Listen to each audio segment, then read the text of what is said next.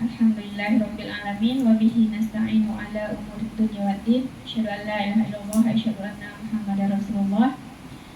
Puji syukur kehadirat Allah yang mana hari ini dalam keadaan cuaca yang dingin ini kita diberikan kesehatan dan kesempatan untuk berada di ruang ini dalam agenda berbagi praktik baik, yaitu tentang berbagi pemahaman dan pengalaman budaya positif di sekolah SMP Negeri 3 Tandun ini. Salawat dan salam tak lupa pula kita kirimkan kepada Nabi besar kita Nabi Muhammad SAW dengan mengucapkan Allahumma sholli ala Sayyidina Muhammad wa ala ali Sayyidina Muhammad. Baiklah Bapak Ibu, hari ini kita akan mengikuti kegiatan atau agenda berbagi praktik baik yang judulnya tadi yaitu berbagi pemahaman dan pengalaman budaya positif di sekolah SMP Negeri 3 Tandun ini. Kita buka saja agenda kita yang pertama, yaitu dengan pembukaan oleh protokol yang dianggap sedang berlangsung. Kemudian agenda yang kedua yaitu kata sambutan dari Ibu Kepala Sekolah. Pada Ibu dipersilakan.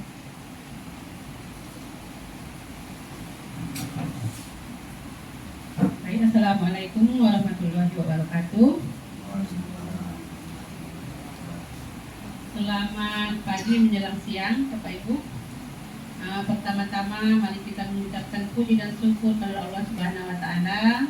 Pada pagi yang berbahagia ini kita masih diberi nikmat berupa kesehatan dan kesempatan untuk melaksanakan aktivitas kita. Kemudian yang pada hari ini memang ada acara yaitu berbagi praktik baik tadi yang akan kita laksanakan di SMP Negeri 3 yang kita cintai ini. Kemudian selawat berpuji dan salam tidak bosan-bosannya kita ajarkan kepada junjungan kita yakni Nabi besar Muhammad SAW dengan ucapan Allahumma sholli ala Sayyidina Muhammad wa ala ali Sayyidina Muhammad. Bapak Ibu yang saya hormati, pada hari ini sepatah kata dari Ibu. Ya, mungkin di sini yang akan Ibu sampaikan ada beberapa hal guna adalah untuk memotivasi untuk kita seluruhnya dalam kegiatan ini yang pada dasarnya hari ini yang kita laksanakan untuk kegiatan Kombel yaitu berbagi praktik baik. Mudah-mudahan di sini Ibu mengharapkan kepada seluruhnya untuk kedepannya mungkin lebih banyak lagi yang untuk mengikuti kegiatan yang seperti ini sehingga kita bisa meningkatkan kembali prestasi sekolah kita ini baik di bidang mengajar maupun yang lainnya. Yang jelas kompetensi ini sangat penting untuk kita sebagai tenaga pendidik ya Bapak Ibu ya. Mudah-mudahan dengan kegiatan ini nanti akan kita saksikan bersama-sama, dapat kita melihat sehingga terpicu lagi kita untuk ikut ke dalamnya dan harapan Ibu seluruh kita untuk bisa nanti tampil seperti yang dilakukan pada hari ini. Mungkin sebagai kata sambutan tidak panjang lebar dari Ibu, itu saja mungkin yang Ibu sampaikan. Dengan kurang mohon maaf. Ibu Sudaya, Assalamualaikum warahmatullahi wabarakatuh. Waalaikumsalam warahmatullahi wabarakatuh. Terima kasih kepada Ibu Kepala SMP Negeri 3 Tandun yang telah menyampaikan kata sambutannya. Kita lanjut acara yang ketiga yaitu penyampaian materi. Kali ini akan disampaikan oleh Ibu Arya Agustina. Pada Ibu Arya dipersilakan.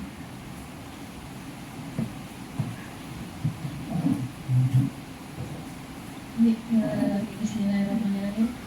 Assalamualaikum warahmatullahi wabarakatuh. Waalaikumsalam. Salam dan bahagia Bapak Ibu semua. Bahagia. Apakah bahagia Bapak Ibu pagi ini? Bahagia. Bahagia ya, karena hujan ya Bapak ya, bahagia. Kurang banyak yang Pak. Kita santai aja ya Bu, sambil berdiskusi bersama, belajar bersama begitu.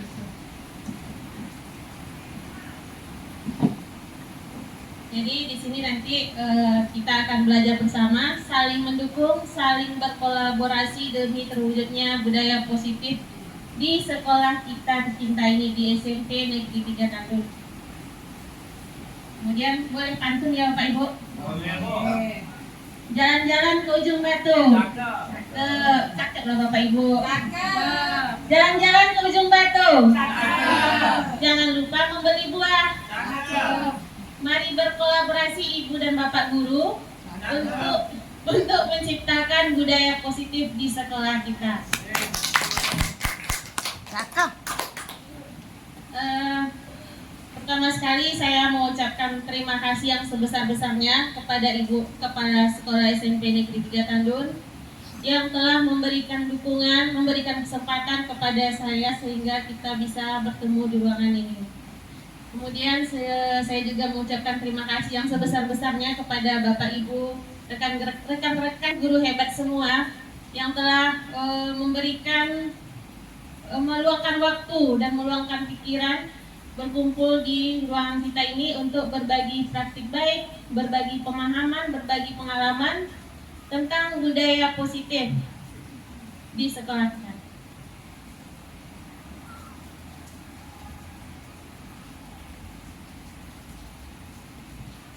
Bapak Ibu, adapun kompetisi lulusan di modul 1.4 yang saya pelajari, yang pertama, memahami pentingnya mengetahui kebutuhan belajar dan lingkungan yang memfasilitasi seluruh individu di sekolah agar dapat meningkatkan kompetensinya secara aman dan nyaman. Capaian umum dari yang akan kita praktikkan hari ini, yang pertama, memahami konsep pendidikan menurut Ki Hajar Dewantara yang dihubungkan dengan konsep budaya dan lingkungan positif di sekolah yang berpihak pada murid. Yang kedua, melakukan evaluasi dan refleksi tentang praktik disiplin dalam pendidikan Indonesia secara umum untuk mendapatkan pemahaman baru mengenai konsep disiplin positif untuk menciptakan murid dengan profil pelajar Pancasila yang berkaitan dengan kurikulum kita sekarang ya Bapak Ibu, kurikulum Merdeka. Kemudian yang ketiga, memahami peran sebagai guru untuk membangun budaya positif dengan menerapkan konsep disiplin positif dalam berinteraksi dengan murid. Lanjut, capaian khusus. Yang pertama, mendemonstrasikan pemahaman mengenai konsep budaya positif yang di dalamnya terdapat konsep perubahan paradigma, stimulus respon, dan teori kontrol. 3. Motivasi perilaku manusia, motivasi internal dan eksternal, keyakinan kelas, hukuman dan penghargaan. 5. Kebutuhan dasar manusia, dan 5. Posisi kontrol guru dan segitiga respon.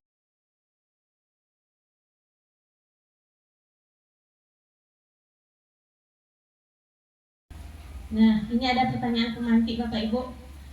Apakah Anda setuju dengan pernyataan ini? Nanti jawabnya setuju atau tidak setuju ya Bapak Ibu ya.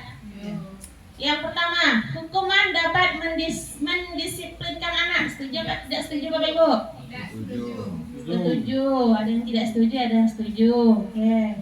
Kedua, pemberian hukuman dengan hal positif seperti membaca atau membersihkan halaman sekolah dapat meningkatkan disiplin anak. Bagaimana?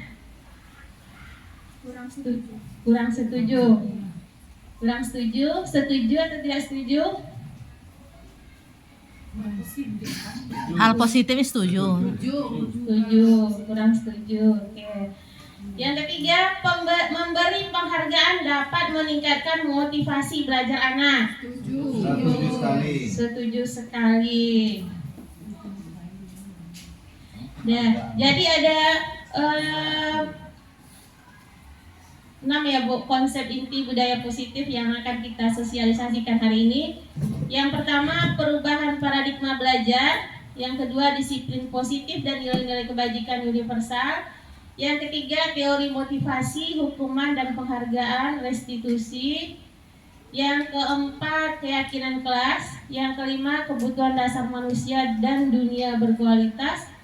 Yang kelima, posisi kontrol. Yang keenam, segitiga restitusi. Nah, kita tengok dulu dari perubahan paradigmanya Bapak Ibu. Disiplin positif dan nilai-nilai kebajikan universal. Nah, pembelajaran dengan paradigma baru dirancang berdasarkan prinsip-prinsip pembelajaran yang terdiferensiasi sehingga setiap siswa belajar sesuai dengan kebutuhannya dan tahap perkembangannya. Pembelajaran paradigma baru ini berbasis pada profil pelajar Pancasila. Jadi menurut Ki Hajar Dewantara itu Bapak Ibu, Bapak pendidikan kita harus belajar sesuai dengan kebutuhan anak, mengikuti kebutuhan anak, mengikuti perkembangan zaman. Nah, jadi belajar terdiferensiasi ini kadang kan ada anak yang belajar sukanya mendengarkan audio, kadang ada yang sukanya bergerak, kadang ada yang suka mendengarkan secara langsung. Nah, jadi kita yang harus mengikuti anak itu sesuai dengan kodratnya, gitu Bapak Ibu. Sesuai dengan profil belajar Pancasila, bergotong royong, kreatif, bernalar kritis, mandiri, kemudian beriman dan bertakwa kepada Tuhan Yang Maha Esa dan berakhlak mulia. Nah, ini Bapak Ibu, perubahan paradigma. Sekarang begini Bapak Ibu, Bapak Ibu ambil sebuah benda itu yang merupakan benda yang berharga bagi Bapak Ibu. Kemudian Bapak Ibu genggam. Benda ini berharga dan bersifat rahasia mungkin ya Bapak Ibu ya. Bapak Ibu genggam, kemudian ada teman di sebelah Bapak Ibu yang mencoba untuk membuka genggaman tangan Bapak Ibu. Kira-kira bagaimana? Bapak Ibu akan membukanya atau tidak? Bapak Ibu kan menggenggam sebuah benda yang berharga nih, yang penting bagi Bapak Ibu.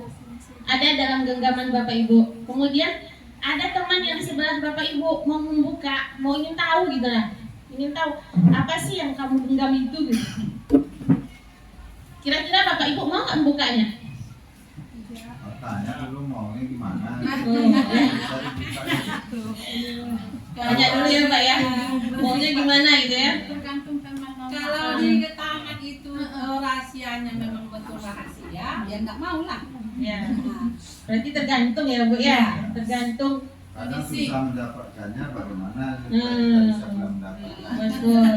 Nah itu kan berasal dari dalam diri kita. Berarti kan kita sendiri yang akan mengontrol ini tangan apa mau dibuka atau tidak. Itu kan kita sendiri yang mengontrol, bukan orang lain. Mungkin saya paksa Bapak, saya hardik Bapak, saya pukul Bapak. Kalau Bapak tetap tidak mau buka, tetap tidak dibuka kan?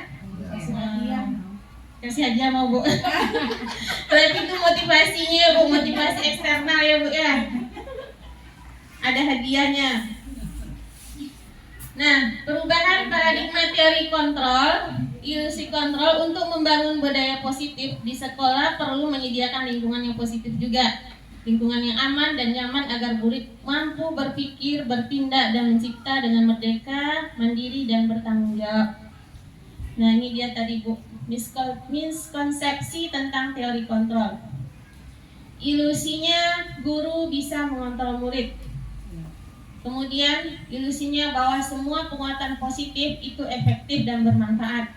Itu baru ilusi ya Bapak Ibu. Kemudian ilusinya bahwa kritik dan membuat rasa bersalah mampu menguatkan karakter. Kemudian ilusi bahwa orang dewasa itu berhak memaksa. Ilusi. Baru ilusi ya Bapak Ibu ya. Nah, ilusi guru mengontrol murid. Pada dasarnya kita tidak dapat memaksa murid untuk berbuat sesuatu jikalau murid tersebut memilih untuk tidak melakukannya. Sama seperti kita ya Bapak Ibu. Kayak kutip sampah gitu kan. Tapi kalau memang dia tidak mau berteriak pun dia tetap tidak akan mengutip sampah kan. Karena dia yang mengontrol diri dia, bukan kita. Kayak kutip sampah, saya nggak mau ya. Dia tetap nggak mau Bapak Ibu. Walaupun tampaknya guru sedang mengontrol perilaku murid, hal demikian terjadi karena murid sedang mengizinkan dirinya untuk dikontrol. Jadi kalau dia, ayo kamu membaca. Jadi kalau dia memang membaca Bapak Ibu, berarti dia sedang mau dikontrol oleh kita, bahwa dia akan membaca. Kemudian ilusi bahwa semua penguatan positif, efektif, dan bermanfaat.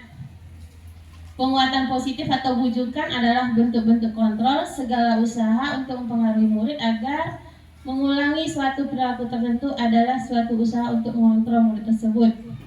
Dalam jangka waktu tertentu, kemungkinan murid tersebut akan menyadarinya dan mencoba untuk menolak bujukan kita, atau bisa jadi murid tersebut menjadi tergantung pada pendapat sang guru untuk berusaha.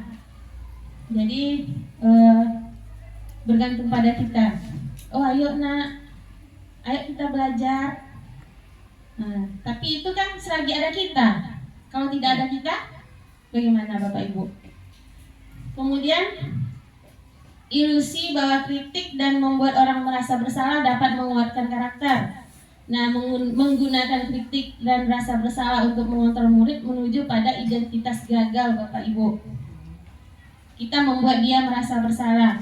Oh ya Allah, kamu gak kasihan sama saya, kamu gak kasihan sama ibu, kamu kenapa kok bikin ibu kecewa? Itu kan membuat dia merasa bersalah. Mereka belajar untuk merasa buruk tentang dirinya. Kemudian mereka mengembangkan dialog diri yang negatif. Kadangkala sulit bagi guru untuk mengidentifikasi bahwa mereka sedang melakukan perilaku ini, karena seringkali guru cukup menggunakan suara halus untuk menyampaikan pesan negatif. Terakhir, ilusi bahwa orang dewasa memiliki hak untuk memaksa. Seperti biasa ya Bapak Ibu. Ayo kerjakan PR-nya. Kalau nggak dikerjakan, nanti nilai rapormu Ibu kurangi. Nah, itu termasuk sesuatu yang maksa ya Bapak Ibu.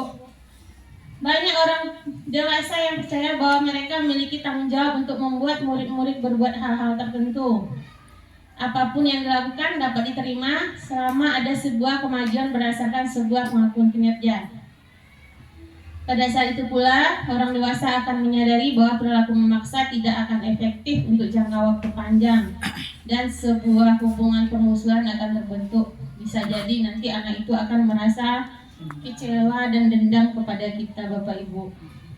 Nah, ini dia perubahan paradigma stimulus respon teori kontrol. Siapa sesungguhnya yang memiliki kontrol? Kalau stimulus responnya, kita mencoba mengubah orang agar berpandangan sama dengan kita.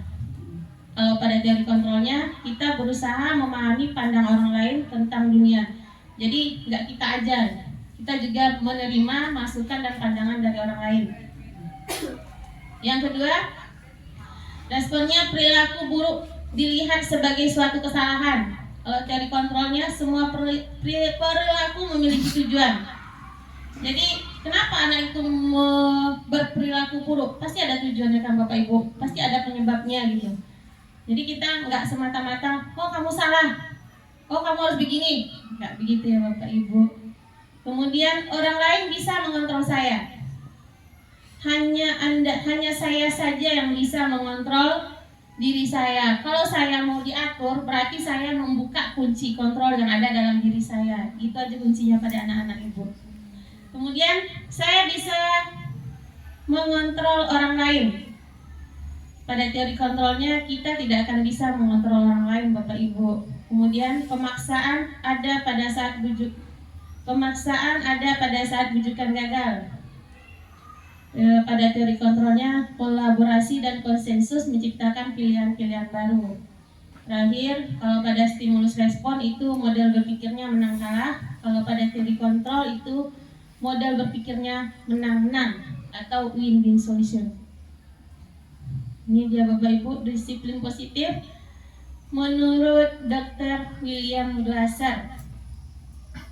Anda tidak bisa mengontrol orang lain, hanya Anda yang bisa mengontrol diri Anda sendiri. Kemudian teori motivasinya ada 3, untuk menghindari hukuman, mendapatkan imbalan, itu yang ekstrinsik. Kemudian untuk menghargai diri sendiri, itu yang intrinsik.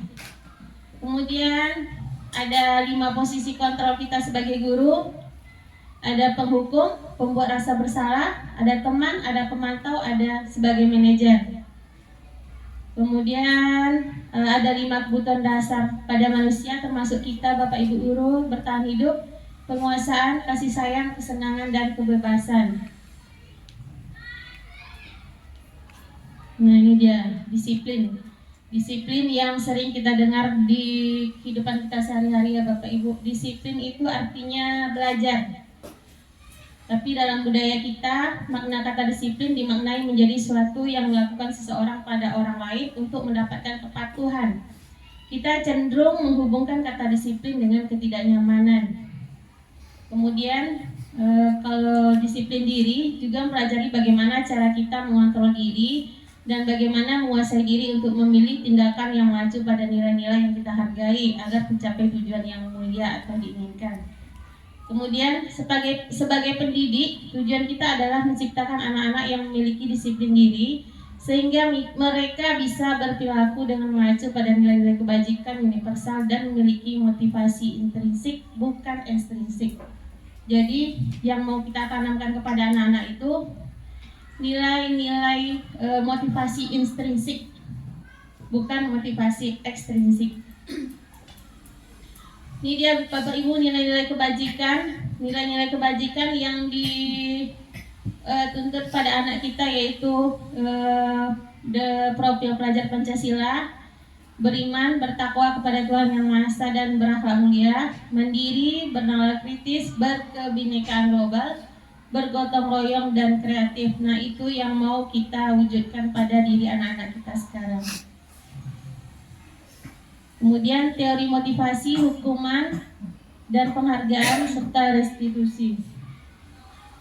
Nah, ini dia teori motivasi.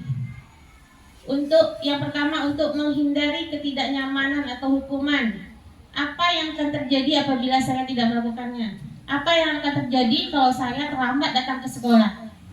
Karena takut dihukum, karena takut disuruh lari keliling lapangan, itu berarti dia menghindari ketidaknyamanan atau hukuman. Itu motivasinya eksternal, motivasi yang berasal dari luar diri dia sendiri. Kemudian untuk mendapatkan imbalan ya Bu Nur ya, kalau ada hadiahnya ada gitu ya kan. Apa yang akan saya dapatkan apabila saya melakukannya? Oh, kalau saya jadi juara nanti dikasih hadiah apa ya sama Bapak Ibu guru atau orang tua kita di rumah? Kalau kamu juara 1 nanti Bapak belikan sepeda. Nah, itu kan karena ingin mendapatkan penghargaan.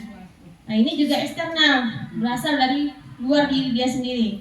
Nah, yang mau kita tanamkan itu Bapak Ibu, itu yang ketiga, untuk menghargai diri sendiri. Saya akan menjadi orang yang seperti apa bila saya melakukannya. Nah, motivasi seperti ini yang akan kita beri pemahaman kepada anak-anak kita. Motivasi yang berasal dari dalam diri dia sendiri, karena memang dia yang mau seperti itu. Ini dia Bapak pendidikan kita. Merdeka menurut Ki Hajar Dewantara, merdeka itu artinya tidak hanya terlepas dari perintah, akan tetapi juga cakap buat memerintah diri sendiri. Nah, itu yang disebut merdeka Bapak Ibu. Selagi kita diperintah, berarti kita belum Merdeka. Semangatlah Bapak Ibu. Merdeka. Merdeka. Nah, merdeka. Kita kan baru saja memperingati hari kemerdekaan kita yang ke-9. Berarti kita sudah lanjut. Nah, ini dia Bapak dihukum oleh penghargaan. Ternyata penghargaan yang kita berikan kepada anak itu juga menghukum diri anak itu sendiri. Jadi motivasi karena penghargaan itu sebenarnya juga kurang efektif. Berpengaruh jangka pendek dan jangka panjang. Oh, saya kalau nggak dapat penghargaan, saya nggak akan melakukan hal tersebut. Oh, saya kalau nggak dikasih sepeda, saya nggak mau jadi juara, kan gitu. Kemudian penghargaan menghukum. Nah, kalau Bapak masuk ke dalam kelas, oh si Kristiani kamu hebat ya, kamu pintar. Nanti anak yang siapa yang lain nanti, cuma Kristiani aja. Saya kok enggak? Saya kan juga sama Kristiani. Jadi itu menghukum kawan yang lain Bapak Ibu.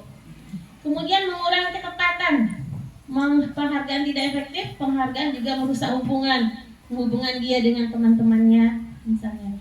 Kemudian penghargaan menurunkan kualitas. Kalau kita tidak memberikan penghargaan, maka kualitasnya juga menurun. Kemudian penghargaan mematikan kreativitas, penghargaan mengurangi motivasi intrinsik, jadinya ke motivasi ekstrinsik. Kemudian bentuk penghargaan atau program kebajikan apresiasi boleh beri pengakuan secara langsung, secara pribadi, kemudian boleh diberikan kepada semua murid secara bergantian atau secara konsisten dan fokus pada prosesnya. Ini dia contoh pengakuan atau apresiasi. Kalau nggak diberi penghargaan kan juga nggak mungkin ya Bapak Ibu ya. Contohnya kemarin saya perhatikan rasa empatimu besar sekali pada saat menolong murid baru di kelas kita. Jadi nilai kebajikannya, rasa empatinya. Kemudian saya menghargai kepedulianmu saat kamu membantu teman-temanmu di tugas kelompok. Berarti nilai kebajikan yang kita tanam adalah nilai kepedulian. Kemudian, terima kasih untuk tanggung jawabmu pada saat kamu memungut kertas-kertas yang berserakan di lantai. Jadi kita memuji nilai kebajikan rasa tanggung jawabnya. Ini dia Bapak Ibu, tindakan guru, hukuman atau konsekuensi.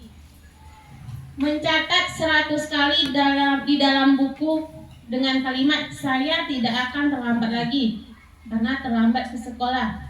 Itu termasuk ke dalam hukuman Bapak Ibu. Kemudian lari mengelilingi lapangan basket 2 kali karena terlambat hadir di sekolah, itu hukuman juga. Murid diminta untuk push up 15 kali karena tidak menggunakan masker ke sekolah, itu hukuman juga. Nah, yang mana yang konsekuensi? Menggantikan kertas tugas teman yang telah dicoret-coret, itu termasuk konsekuensi.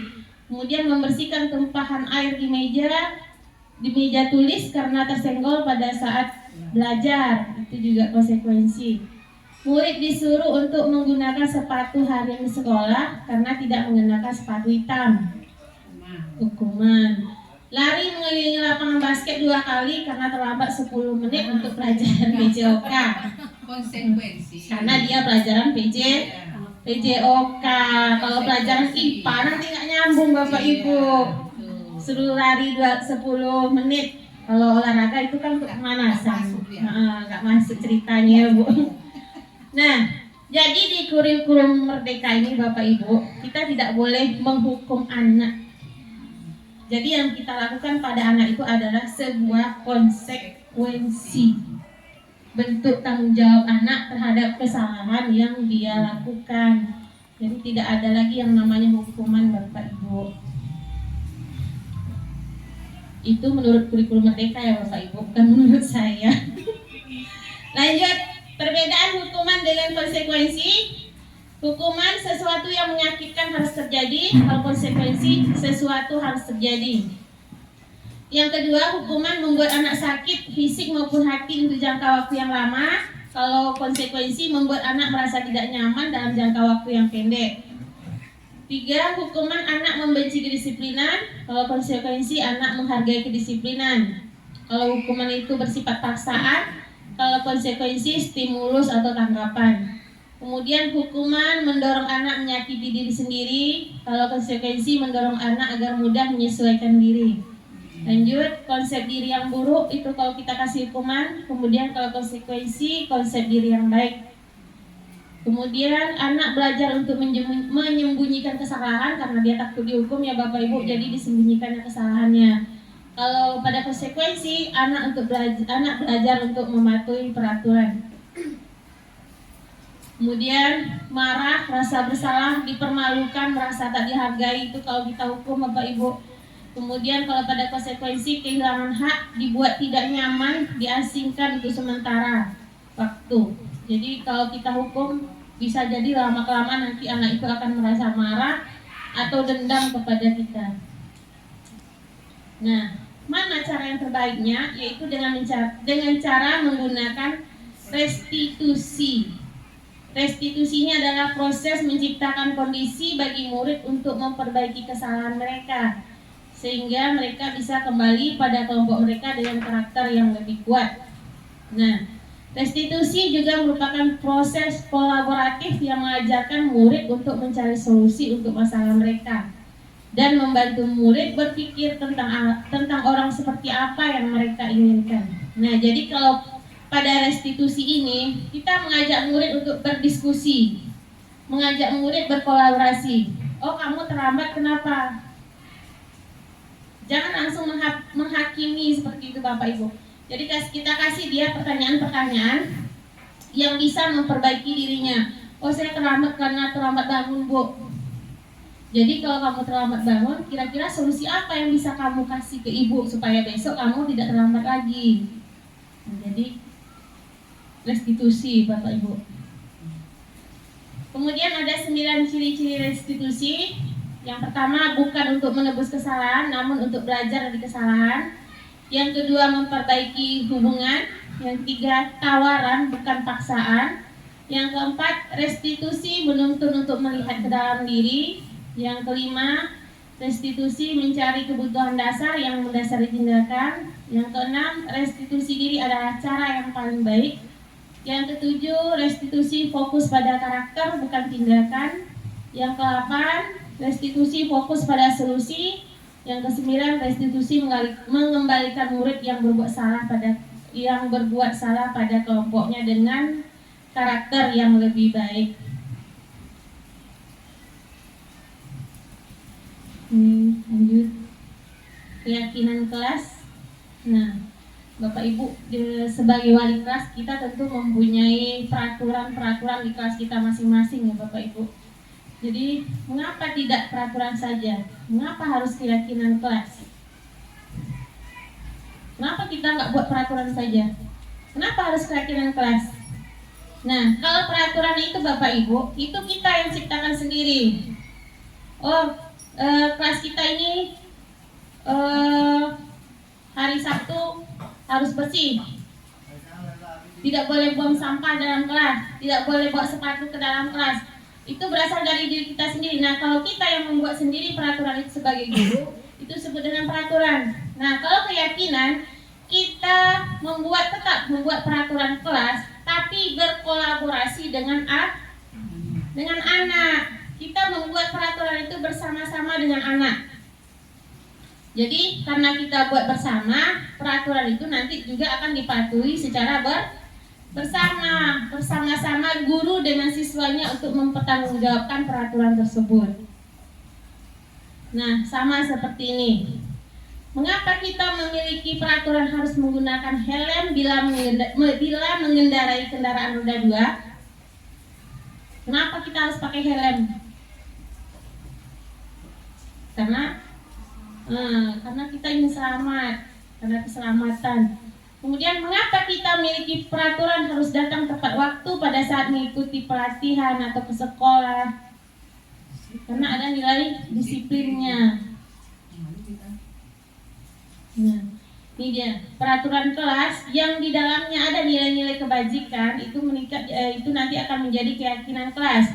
Keyakinan kelas apabila kita laksanakan bersama-sama, kita tanggung jawab bersama, maka itu nanti akan menciptakan lingkungan yang positif.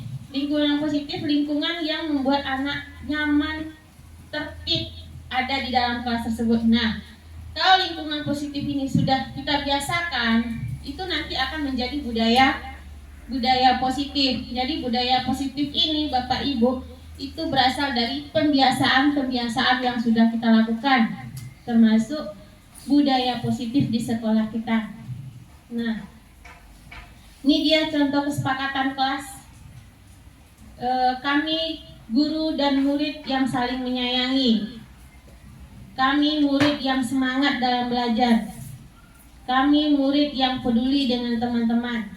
Atau datang tepat waktu, mengucapkan salam, menjaga kebersihan sekolah, berdoa sebelum dan sesudah kegiatan, aktif dalam pembelajaran, tertib. Nah, kesepakatan kelas ini kita buat bersama dengan siswa kita dalam satu kelas. Nah, kalau peraturan sekolah nanti kita buat juga bersama dengan seluruh murid kita. Jadi peraturan itu kita buat bersama, kita patuhi bersama, kita tanggung jawabi bersama juga Bapak Ibu. Nah, bagaimana cara membuat keyakinan kelas? Lebih abstrak dari peraturan, berupa pernyataan universal, dibuat dalam bentuk kalimat positif, sedikit saja agar mudah diingat, sesuai dengan kondisi kelas dan sekolah agar mudah diterapkan, Semua warga kelas atau sekolah dilibatkan saat dibuat dalam bentuk kalimat positif ini supaya mudah diingat sama anak-anak Bapak Ibu. Contohnya, jangan bawa sepatu ke dalam kelas. Nah, kalau bisa kata jangan itu kita hindari. Jangan ribut di kelas. Jangan ribut di kelas. Kita ganti dengan hargai guru dan temannya di kelas, atau jaga ketertiban kelas. Jadi kalimat negatifnya kalau bisa kita hilangkan. Ini dia perbedaan peraturan dengan keyakinan kelas. Kalau peraturan selalu kembalikan buku ke tempatnya, itu keyakinannya tanggung jawab. Bukan perbedaannya ya Ibu.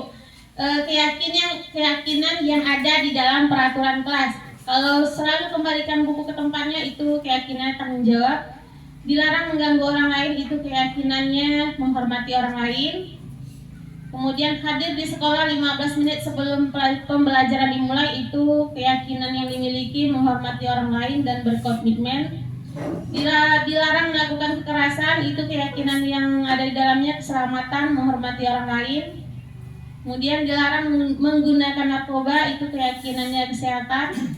Bergantian atau menunggu giliran, itu keyakinannya menghormati orang lain, bersabar. Gunakan masker, itu untuk kesehatan, keselamatan. Kemudian jangan berlari di kelas atau di koridor, itu keyakinannya untuk keselamatan dan keamanan.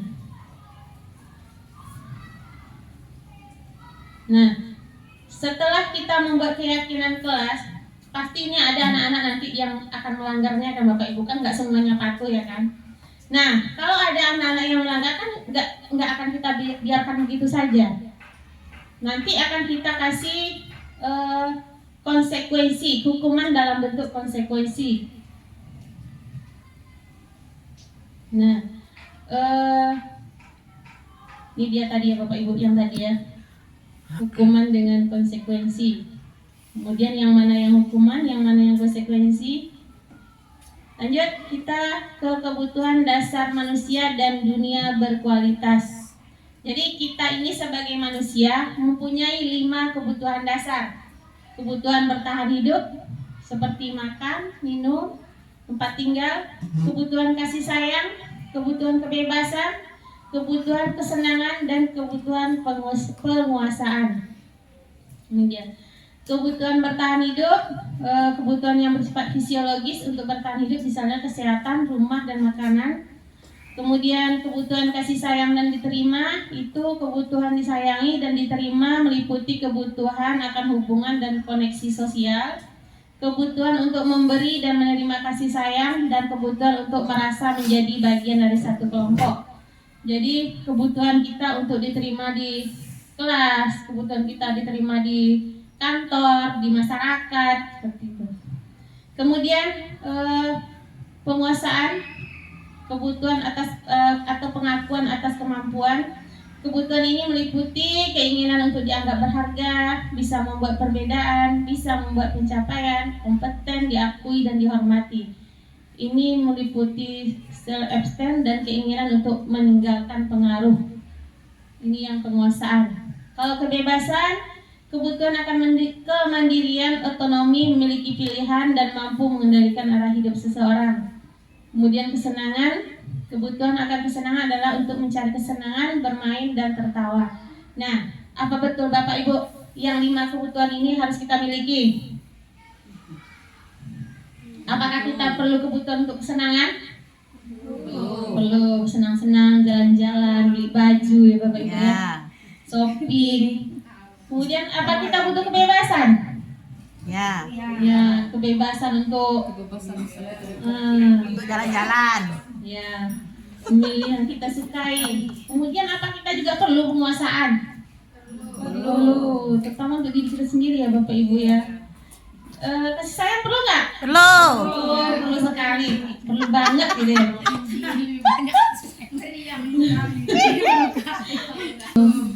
Kemudian ada kebutuhan bertahan hidup. Sama kita perlu bertahan hidup Bapak Ibu? Perlu.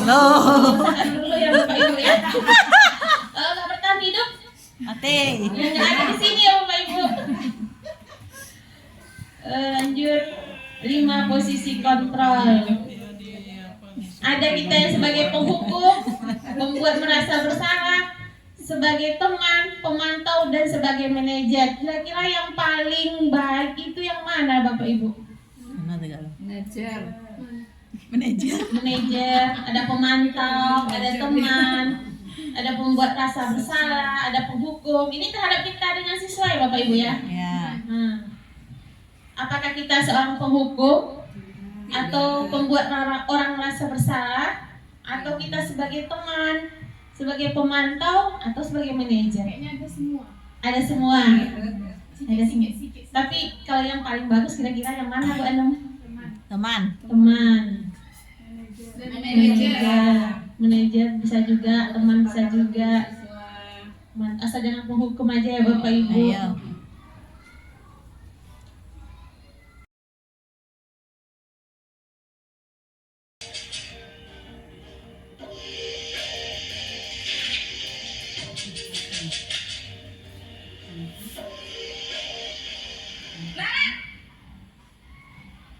Sini kamu.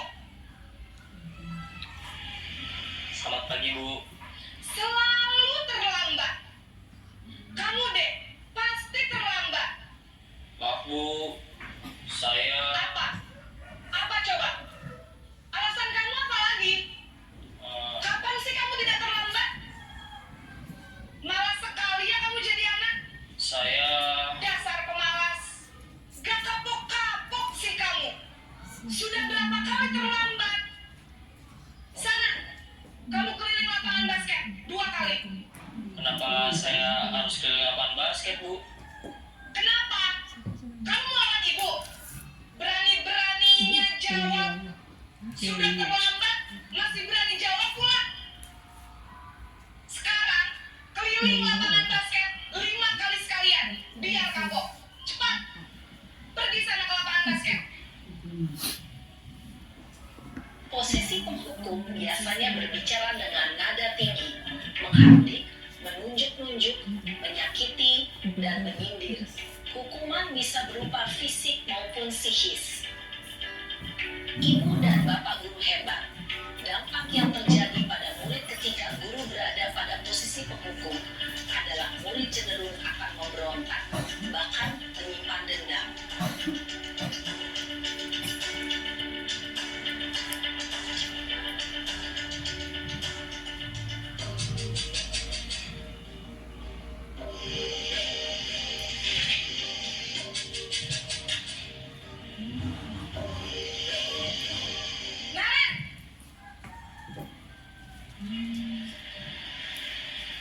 Selamat pagi, Bu. Naren.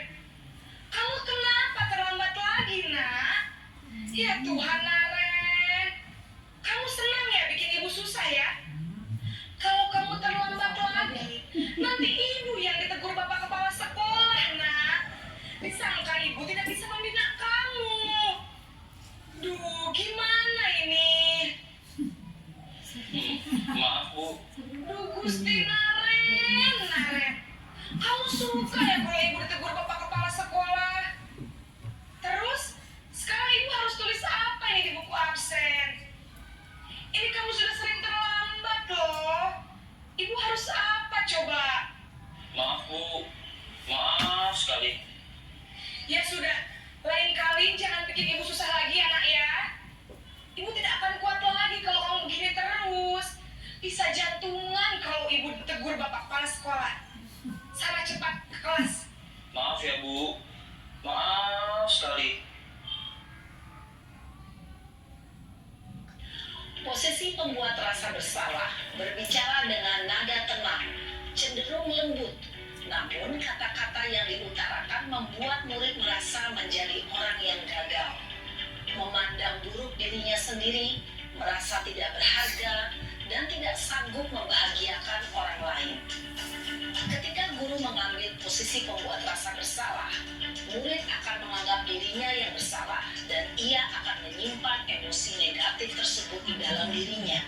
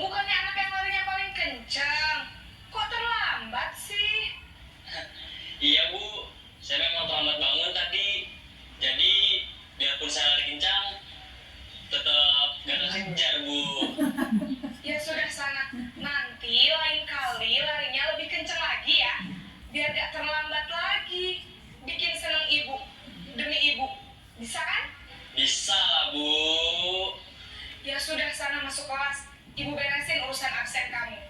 Kamu ini ada-ada saja. Dalam posisi teman, guru berbicara dengan nada suara ramah, akrab, cenderung bersenda gurau untuk menjaga suasana tetap santai. Murid akan merasa senang, aman, dan akrab dengan guru. Identitas yang tercipta adalah identitas sukses atau berhasil.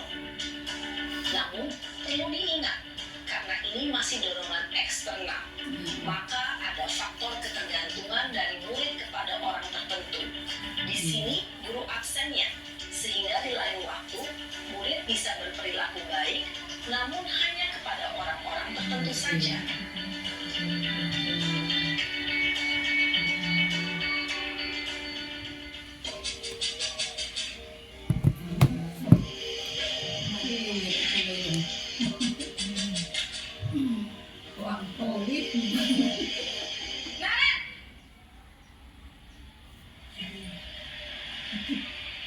Selamat pagi, Bu.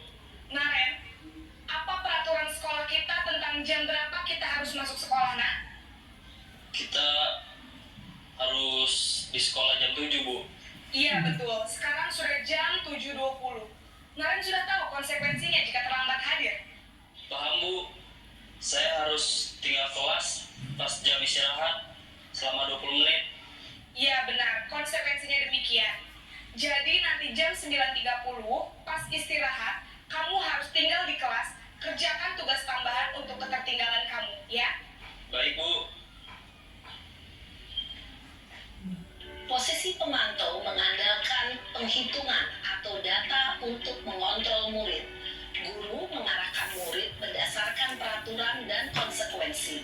Seorang pemantau menunjukkan bahasa tubuh dan ekspresi wajah yang datar dan cenderung formal.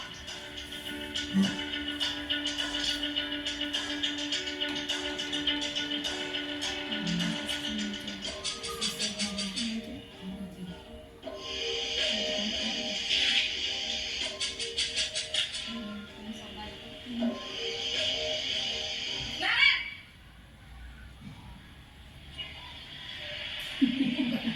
Selamat pagi, Bu. Selamat pagi, Naren. Maaf, Bu.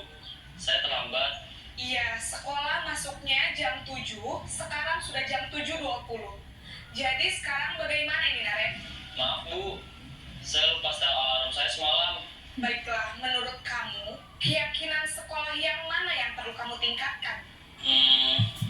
Menghargai diri sendiri dan orang lain mungkin, ya, Bu. Setuju. Jadi, apakah Naren meyakini prinsip saling menghormati tersebut? Iya, Bu. Saya meyakininya. Apakah Naren bersedia memperbaiki masalah keterlambatan ini? Bersedia, Bu. Bagaimana kamu akan perbaiki masalah keterlambatan ini? Saya akan coba untuk tidak lupa menyetel alarm saya, Bu.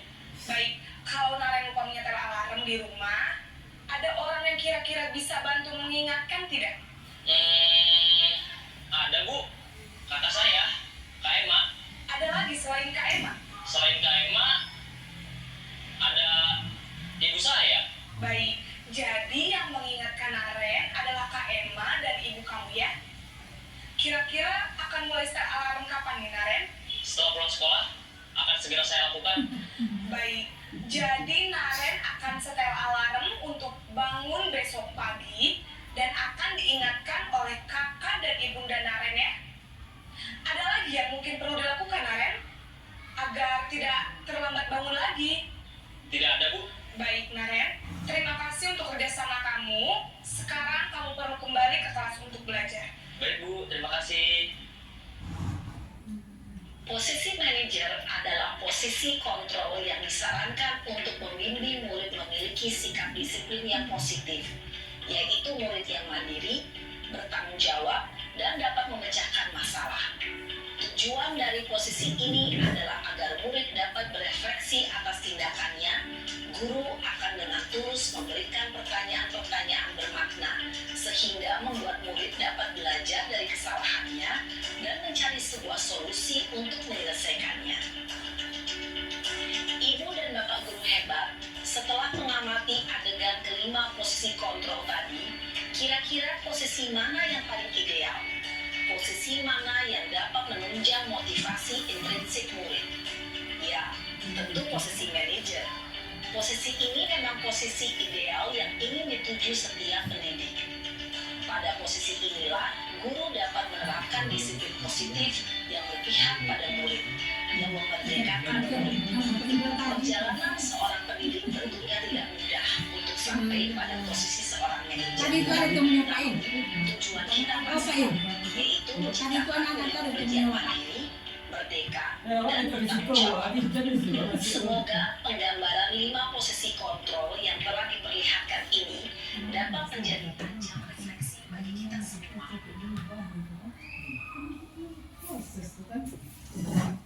Ini anak yang berkarakter, yang tinggalnya ya daerah kota. Kalau kita kok, tapi tidak berangsur-angsur jadi. Iya Bu, berangsur-angsur Iya, karena di situ itu nggak terbentuk secara instan ya Bapak Ibu. Memang harus berproses. Iya. Mungkin seperti saya lah contohnya Bapak Ibu ya, saya sendiri dari 15 tahun yang dulu sudah diajarkan untuk mengutip sampah di sekolah ini ya Bu ya.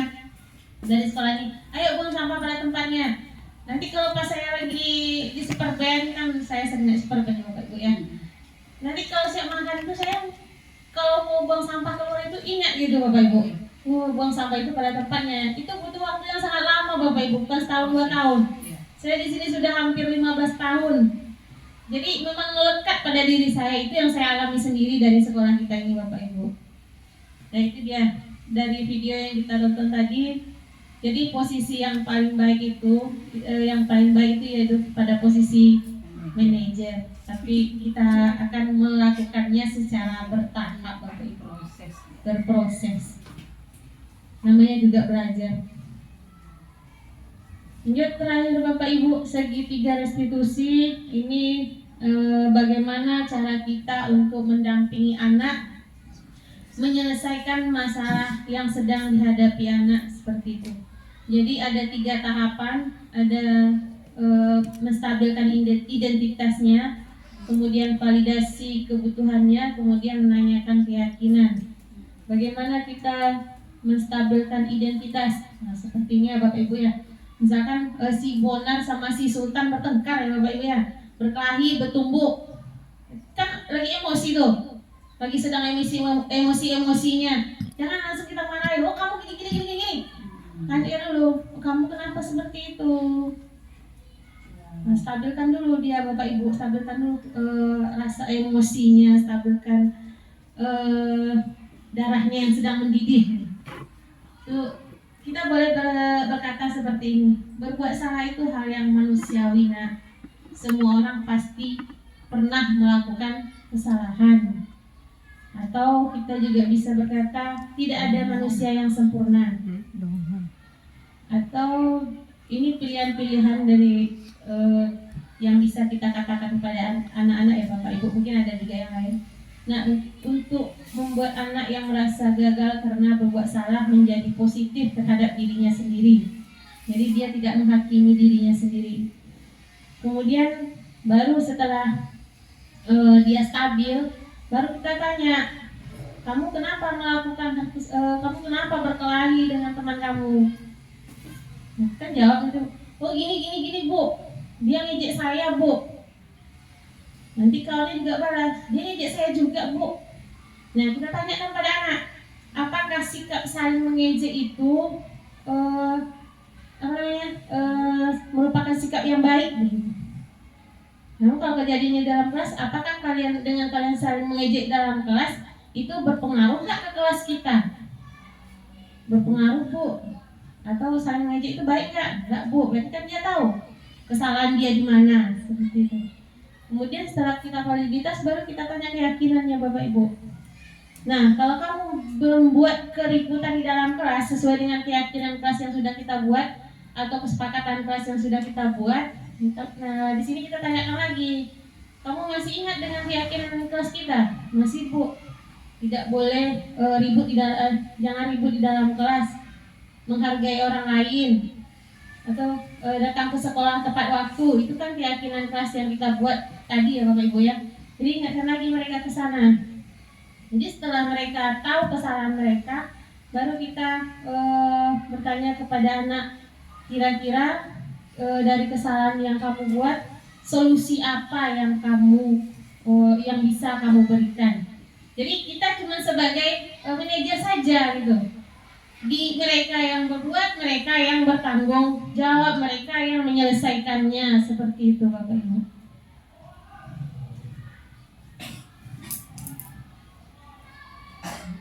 Terakhir Bapak Ibu, sebelum kita tutup, ada beberapa pertanyaan refleksi tentang berbagi praktik baik kita hari ini. Yang pertama, hal baru apa yang mengubah paradigma saya yang saya dapatkan? Yang kedua, perasaan apa yang muncul selama saya mengikuti sesi ini, khususnya mengenai makna disiplin dan motivasi intrinsik? Yang ketiga, peran Among seperti apakah yang setelah saya lakukan selama mengikuti modul ini? Yang keempat, saya akan menjadi Among seperti apakah setelah mengikuti modul ini? Boleh satu atau dua orang dari Bapak Ibu untuk menjawab pertanyaan refleksi yang relevan. Ini Bapak Ibu. Ya, Bapak Ibu sudah dijelaskan tadi, sudah tampak. Langsung jawab semua, tidak apa-apa. Atau satu-satu aja juga boleh. Saya nomor 1 aja boleh. Atau saya nomor 4 aja boleh. Ini udah dijawab Dulu.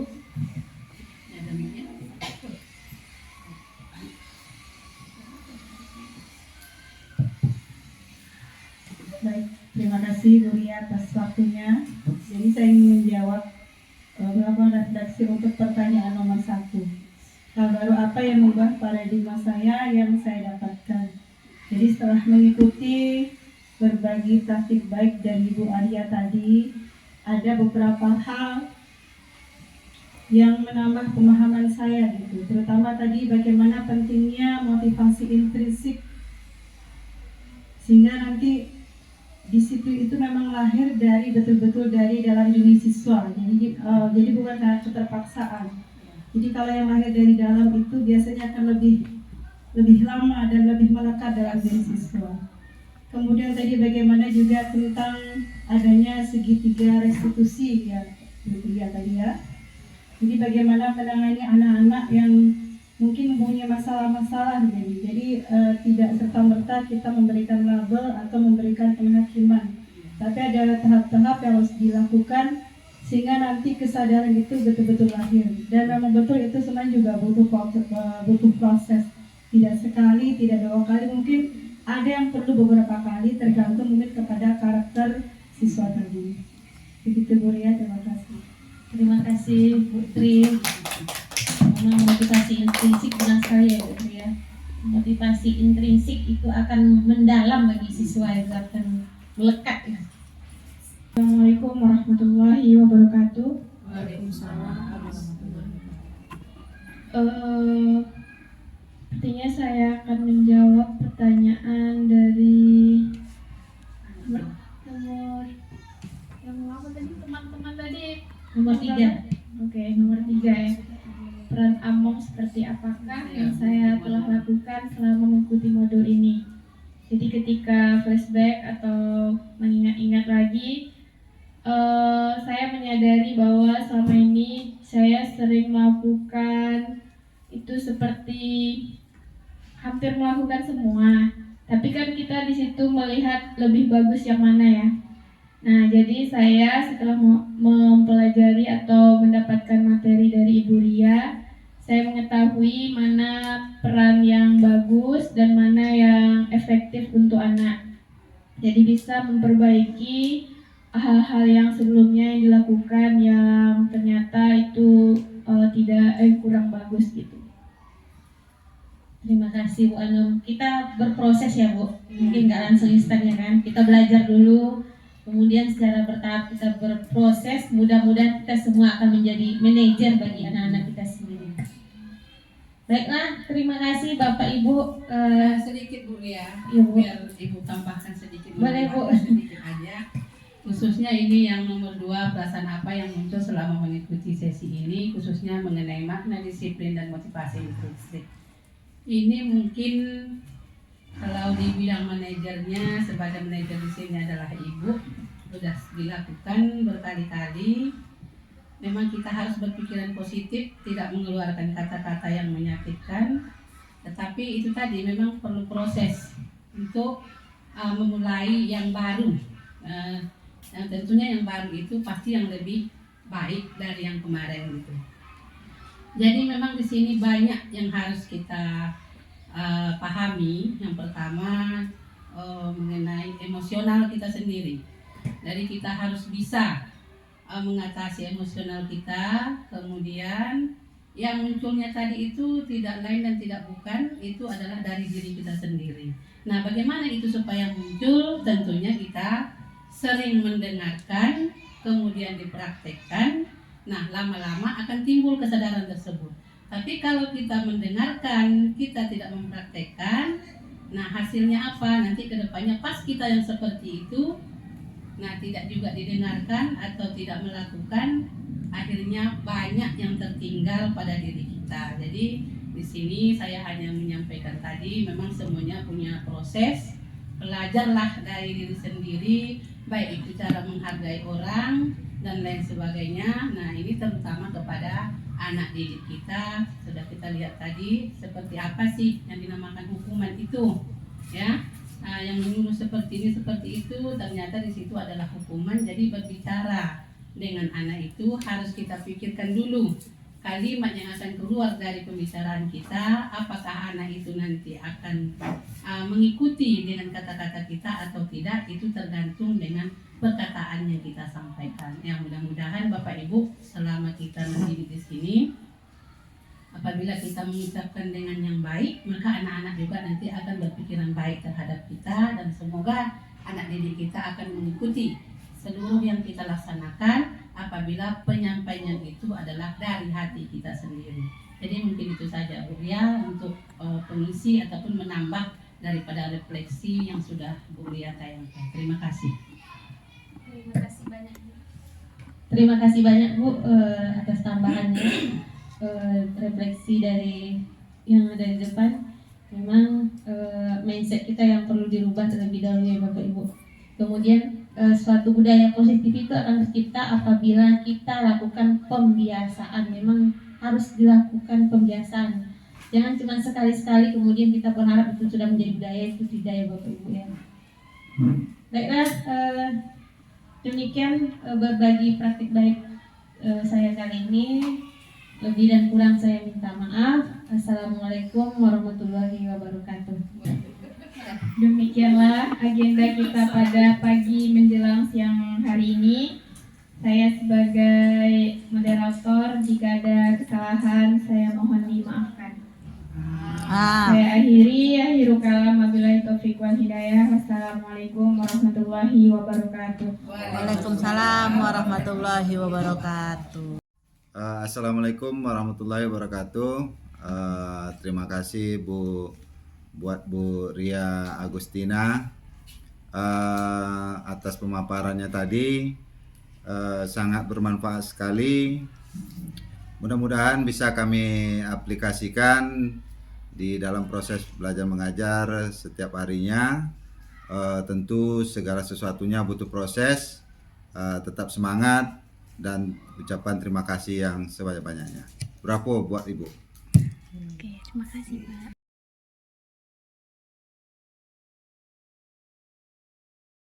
Assalamualaikum warahmatullahi wabarakatuh. Terima kasih kami ucapkan kepada Bu Ria yang telah menyampaikan pembelajaran positif. Dengan adanya pembelajaran positif, semoga di sekolah kita lebih semangat lagi untuk menjalankan budaya positifnya dan semangat untuk Bu Ria. Assalamualaikum warahmatullahi wabarakatuh. Terima kasih buat Bu Ria Agustina atas pemaparannya tadi. Sangat bermanfaat sekali. Mudah-mudahan bisa kami aplikasikan di dalam proses belajar mengajar setiap harinya. Tentu segala sesuatunya butuh proses. Tetap semangat dan ucapan terima kasih yang sebanyak-banyaknya. Bravo buat Ibu. Terima kasih Pak. Assalamualaikum warahmatullahi wabarakatuh. Kenalkan, nama saya Yuliana. Setelah saya melihat kegiatan yang disampaikan Ibu Ria tadi, akhirnya saya memahami bagaimana menyikapi anak tersebut dengan baik atau membuat mereka nyaman dengan gurunya sendiri. Dan saya ucapkan terima kasih kepada Ibu Ria atas ilmunya yang diberikan kepada kami semua. Akhir kata, wassalamualaikum warahmatullahi wabarakatuh.